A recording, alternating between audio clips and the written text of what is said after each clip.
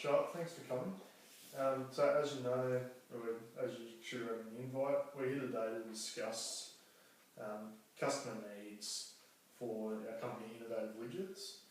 So there's been a meeting a couple of weeks ago that's picked up a number of issues, and because of that we want to set up a customer service department and also come up with a customer service plan.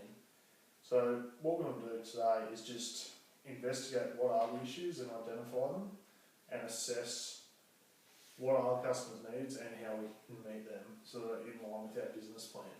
Because recently there's been a large number of complaints against the widgets we're supplying. So some of the issues are some customers have been returning widgets because they're the wrong size, and because of that it's highlighting the issue with the customer service team as well. So the customer service team members manage the process of dealing with customer complaints. They can't deal with a complaint, they refer it to the customer service manager. But what we found is the team members are getting stressed out about the calls. They had no idea about production problems, so they're getting angry. They weren't given a heads up, and because they haven't got a heads up, they don't know what to tell the customers. Some of them aren't sure about the complaints handling process, and some of them aren't sure about the standards and speed for processing complaints. Quality control issues we're having, with some of the issues we're having a 10% variance on some of those widgets. So some 10% bigger, some 10% smaller, and anything in between. Some customers have been returning their widgets and asking for refunds, and another large customer has complained and they've asked for compensation for failing to meet an order deadline. So back to looking at how the customer service team are approaching these issues when they get the call. So customer service team aren't taking a standard approach, even though we have a procedure. So they're all taking their individual approaches. Some are offering discounts on future orders. Some processing reorders differently than others and at different speeds than others.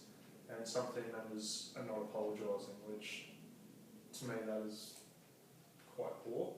In our business plan it says we will apologise to every customer if we've made a mistake. So I think we need to reinforce that. So out of this meeting, one of our team members was asked to talk to our largest customer and ask what their specific needs are. And then another team member has been asked to check with the production department to see what's causing these problems, whether it's machine, whether it's staff, or raw materials.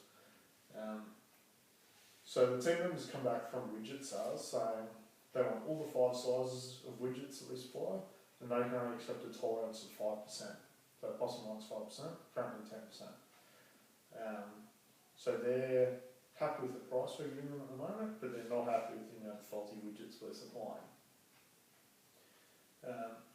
And because of the amount of faulty widgets we're supplying, they've approached other companies. How can we fix these issues and meet our customers' needs and maintain our market share?